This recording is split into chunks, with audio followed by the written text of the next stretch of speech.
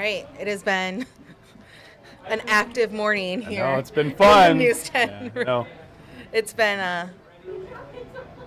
adventurous. It's been a lot. Yeah. But here we are. It's a Wednesday. It is a warm Wednesday. It is, yeah. And it's not going to slow down anytime soon, is it? No, we got closing in on 90 degrees today, and even if some folks fall shy of that number, we're going to have probably 2, maybe even 3 more opportunities to hit 90 before the week is done. Certainly some heat coming our way, and so that's what we've got to deal with over the next several days here. All right. Well, it is the last day of May. It's not the Falcon Cam, though. Right. You take No. that off. We were watching them. They're getting very big. It's the last day of May, so Yep. it's exactly really what we want as we move into June and summer and everything. Sure. But I guess I didn't feel like it would hit us like that. Yeah, and the big thing is the lack of rain is now going to be really start to felt. The heat certainly doesn't help either when you're dry. The silver lining, though, is that the low humidity means it feels good outside, but the bad news to that is that there's not really any water vapor or any moisture in the air, and so it's really tough to get rain to come out of the woodworks here, and so that's kind of what we're going to be dealing with. But again, it does feel good outside. In fact, heat index is not a concern at all this week because of the fact that the air is relatively dry, and so that's, I guess, kind of the good news. You got to have a little bit of give or take with this. Normally we get 90-degree days, and it ends up feeling like 100 or something like that. It's really sticky, really uncomfortable. We're not feeling that at all this week. All right. Sounds good. And it looks really nice outside, too. Yeah, pleasant start to the day. Meridian Company Skycam view over I-496 shows that here. You can see the numbers are already in the 70s. We're off and running with the south breeze today. 72 is the current number, and dew points are starting to creep up a bit. So you see those numbers, widespread 70s. I still think running a little cool in the Jackson area, places like Adrian, but everybody's going to continue to warm up. We're getting back well into those 80s today, and the dew points are coming up as well. They're now in the upper 50s, and so that basically just means that we've got a little more humidity in the air. Again, it's still not much. It's not going to bother you. This is still comfortable, at least for now. You'll feel it a little more as we warm up this afternoon. The Wednesday planner shows that here. Numbers by the time we're in the late day are in those upper 80s. Yesterday, we hit 90 for the first time in 2023. I think we make a run at it again today, even if we fall a degree shy of the number itself. It's going to be another warm day, and the sun's certainly going to be felt. UV index, once again, is at an 8, so that means that in 20 minutes or less, you can burn unless you take the protective measures. So hopefully you're doing that today. Certainly another hot one across mid-Michigan. But the hour-by-hour forecast here kind of shows, again, playing into this afternoon, things still dry through the middle of the day, and I think most of us stay that way. But you see here, try to flare up a couple little specks off on the west side of the state. That's because a lake breeze going to try to work ashore from Lake Michigan, interact with what little water vapor we do have in the atmosphere.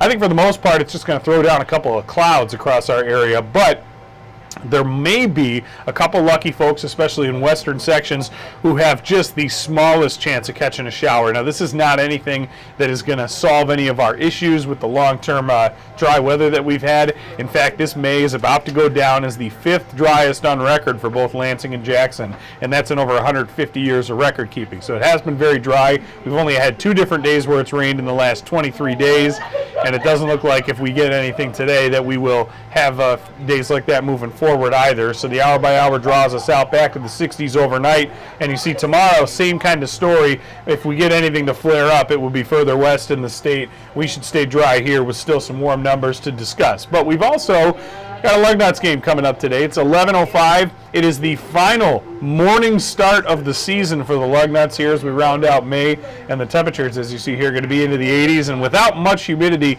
this should still be pretty comfortable, even though it is a little bit warm, certainly for late May, but should still be a nice day at the ballpark out there. It's also the dog days of summer, and how appropriate it's going to feel like one of those dog days of summer, but you can take your furry friends out to the park. Should be a nice day for baseball down there at Jackson Field. So the 10-day temperature trend, it's hot. It's warming us up. Again, we see a couple 90s here over the next few days. We slowly start to slide back down late weekend and early next week through the 80s. And then we have a couple of days next week. I think these will be comfortable for the folks who are searching for a little bit more of that comfort. Highs in the 70s for a couple of days. And so that should be something nice to look forward to. We'll move this forward here so you can check out the actual 10-day forecast. And again, I don't even include the percentages with the rain opportunity today because it's so small. Saturday, we may catch a glancing shower as it tries to work a cold front through the area, but even that's not set in stone. Same goes for next Tuesday as the temperatures cool down. That could bring us a shower, but I think in all likelihood the next real good chance for rain, it's probably still around a week away, Wednesday night into Thursday of next week. But you see the overnight lows will be in the lower 50s. A few folks might sneak into the upper 40s on some of those nights. And so there is a little bit of heat relief coming, if you will. But again, this heat we've had, really not too unbearable either, if we're being honest. Again, we're still continuing to see some pleasant conditions out there. And the evenings are really nice. The mornings are really nice.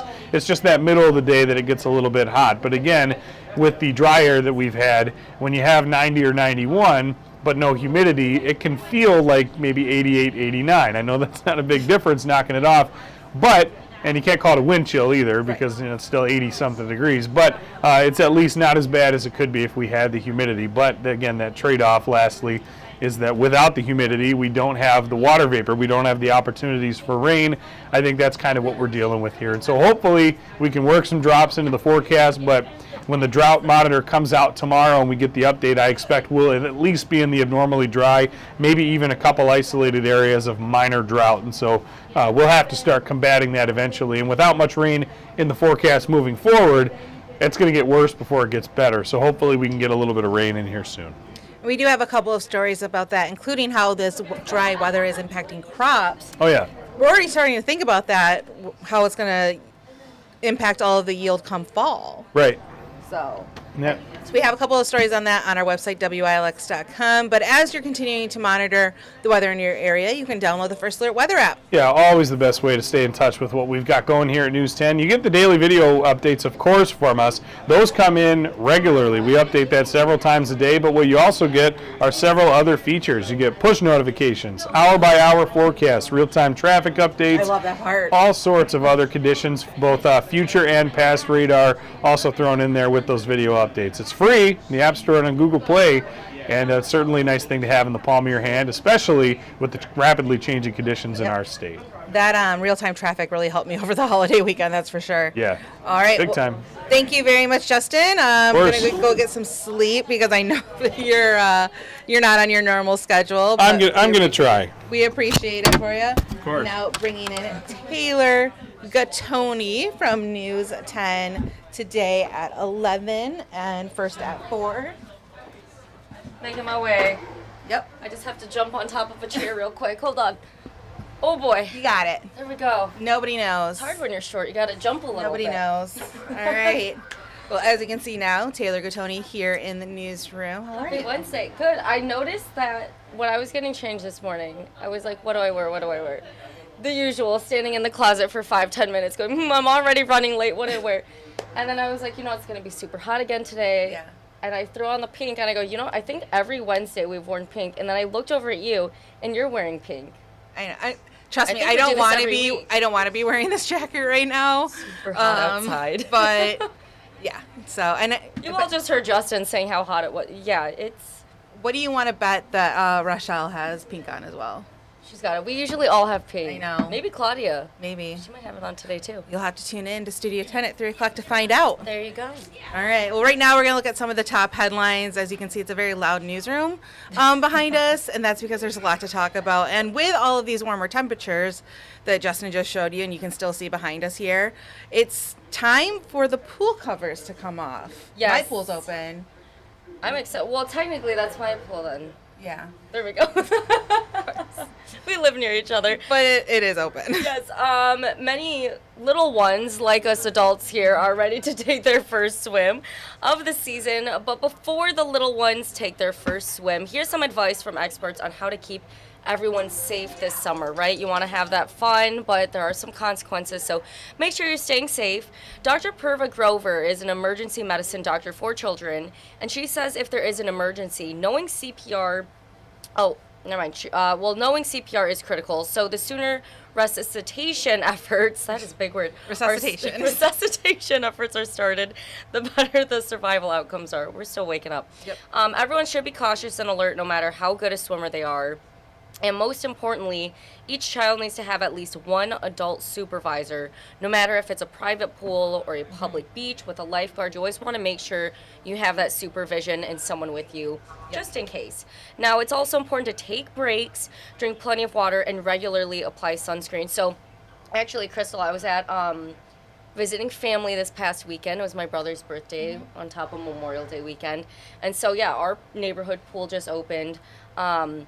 And when I used to lifeguard there, something that they do is at the end of every hour, near the 50 mark, and then it goes into the next hour. The last 10 minutes of every hour is child safety break. So they have designated swim breaks for children, you know, if they need a snack, bathrooms, right? You don't want them going in the pool, or just more importantly, because of the heat exhaustion, you're out in the pool exerting all your energy, swimming and cooling off, that you forget that that can tire you out too. Yeah, that's a really good idea. Yeah. And it's so the other thing is when you're in the pool, it's so easy to lose track of time. Yeah. So that's a really good idea. You definitely lose track of time, and then going up and down, and you know, as kids you get a little rough in the pool, and yeah. Well, it's not just being safe in the water. You also want to stay safe on the roads. And AAA says the time between Memorial Day and Labor Day are the 100 deadliest days of the year for teen drivers. Yeah, this is one of the deadliest times of the year, and there are more fatal car crashes involving teenagers than any other time in the year, okay? That's even more so than the winter time, the winters that we have here with all the snow and the ice. Yeah, that's not even the most dangerous. The most dangerous time is now for teenagers, and AAA says that's because young drivers are out of school and on the road more in the summer months, so that makes sense. According to AAA, here in Michigan, there are about 64 fatal crashes involving teens during this time every year. A lot of common factors are speeding, distracted driving, and peer pressure from other teens in the car to do something dangerous while behind the wheel. Parents, look at your screen. These are some I don't have that up, sorry. Oh, okay, never mind. We don't have that. But here's some helpful tips from AAA to make sure that you are keeping your kids safe. So the agency says the first thing you should do is lead by example, of course. You know, what you see is what you do sometimes. And as a parent, you should minimize your risky behavior so that your teen doesn't pick up any bad habits. That includes speeding, you know, make sure you're fastening your seatbelt, not doing anything risky. Conduct 50 hours of supervised driving, letting your teen drive in various situations, you know, maybe during the day, during at night, highways versus local streets. So that will help build their confidence on different roads. And lastly, teach defensive driving skills so that your teen knows what to look out for and how to avoid trouble.